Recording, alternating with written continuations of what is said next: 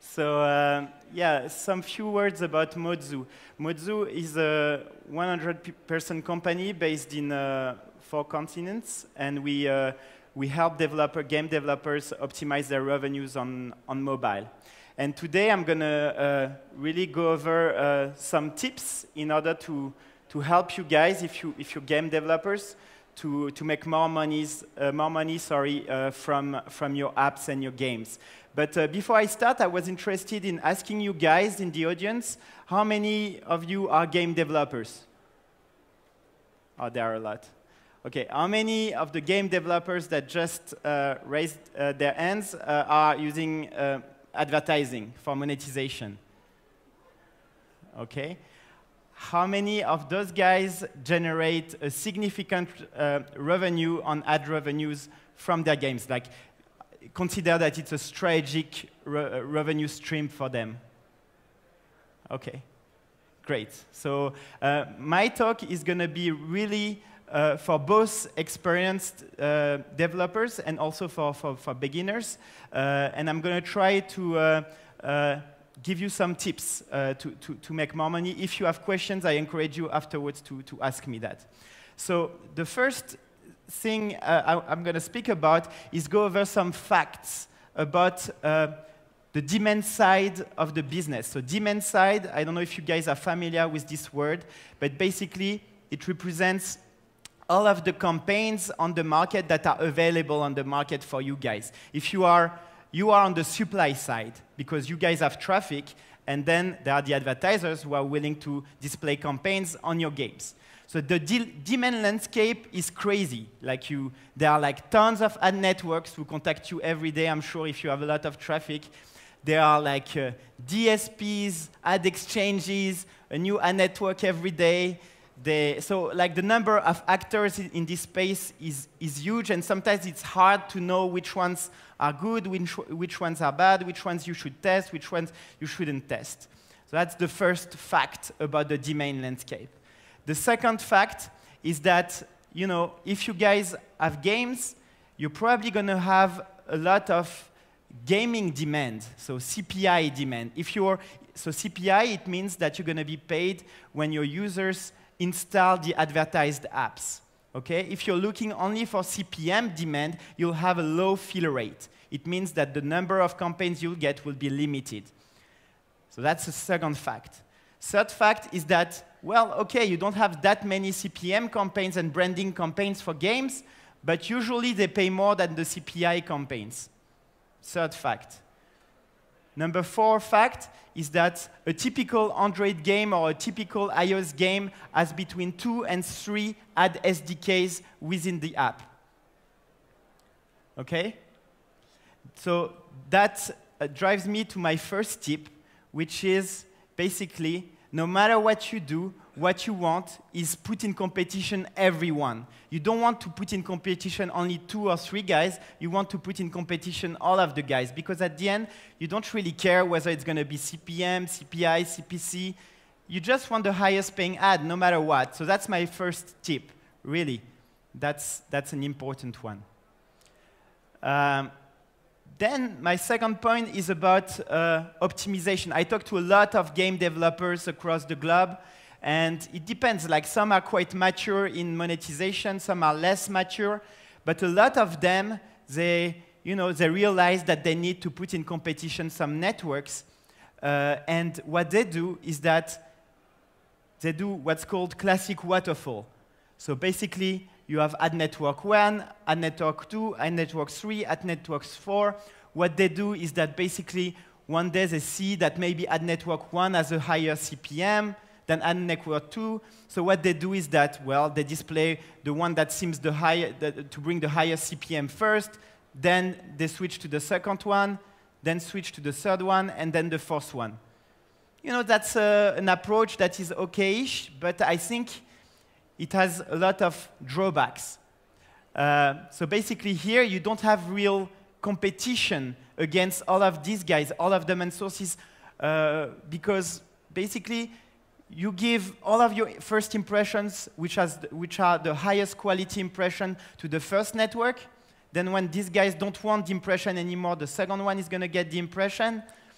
So here you're missing a lot of opportunities to make more money because each impression has a different value. And also each demand partner has its own specificities. Some demand partner could be extremely good in Asia. Some others could be really good in Russia. So for instance, if you put the one that is really good in Russia in the US and you give them your first impressions, well, you're not maximizing your revenues.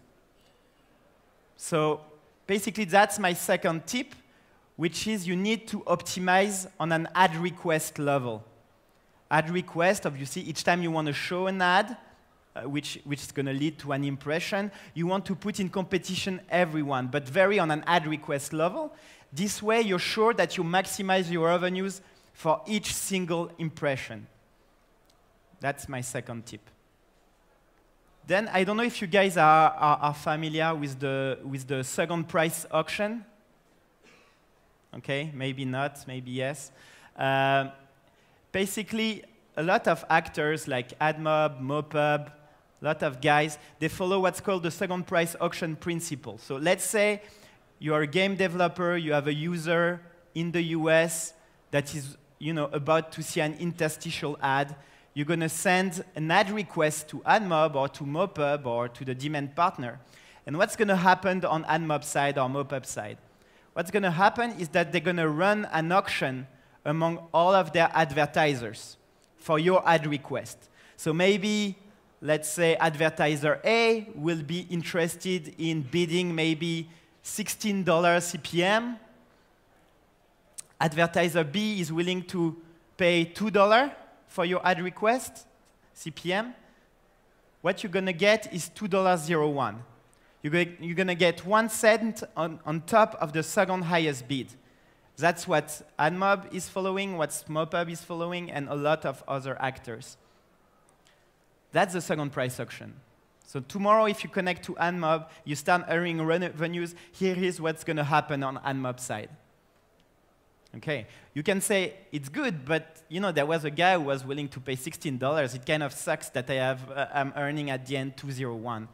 So that's where the dynamic floor approach is interesting. Is that on AdMob and MoPub and these guys, you can create different floors. So you can have, in this example, $30 floor, $20 floor, $15 floor. And what's going to happen, and it's perfectly allowed, you can do that on AdMob. What's going to happen is going to, for the same ad request I was speaking about, like in the US for an interstitial, you're going to ask AdMob, hey, AdMob, do you have an ad above $30 for this ad request? AdMob is going to say no.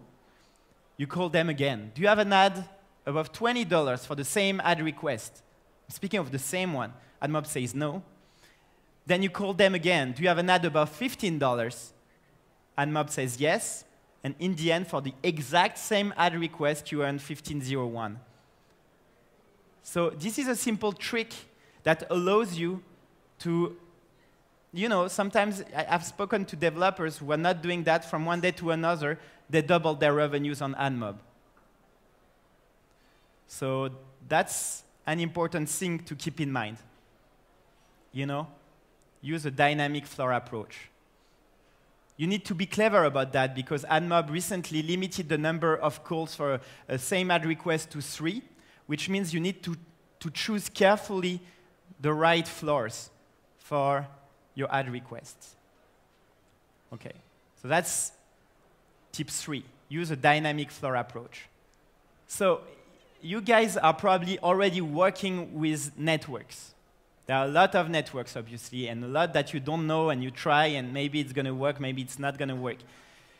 Well, there is a thing that we track, and we realize that is quite important, is that for some reason, a lot of the networks on the market are going to report less impression than the reality, because it leads to show you higher CPM. Because you remember, CPM is the way most of the developers evaluate the performance of a network. So if they show you lower impression level, let's say you send them 100,000 impressions and you have a certain revenue, if they show you 50,000, then the CPM they're going to show you is double.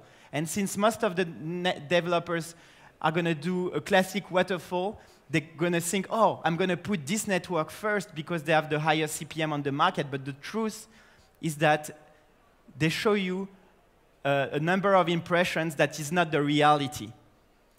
On average, we see that networks report 20 to 40% less impressions than the reality. So if you ask them, why do you do that? They're going to say, oh, maybe, I don't know, we count it this way or that way. But the truth is that it artificially inflates the CPM they show you, and it shows you artificially that they are good when they are not necessarily good. So that's why it's important to optimize based on your own impression stats and not on the stats reported by the networks or the demand partners. And really, when you start doing that's tips that actually work. When you start doing that, you're going to see your revenues increase. That's tip number 4. Optimize based on your own impression stats. So this slide is pretty simple. I think, I hope everybody understands. So it's a bank. Why did I put a bank here? Is that, let's say you're a client and you have $1 billion. Let's say you have a friend close to you who have $1,000. And you go to the bank and you ask for interesting interest rates in order to earn more revenues from the money you'll put in the bank. Do you think you'll get better conditions from the bank if you put $1 billion or if you put $1,000? What do you think?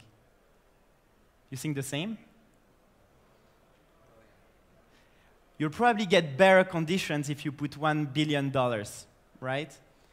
Because, trust me, if you have $1 billion, you're going to have a lot of phone calls from banks. If you have $1,000 or $10,000, it's good, but you're probably going to have less phone calls from banks. Because, you know, volume rules the world. So if you have a lot, so why did I put that? Is that if you are a game developer and you're making millions of impressions every day, you have a big bargaining power.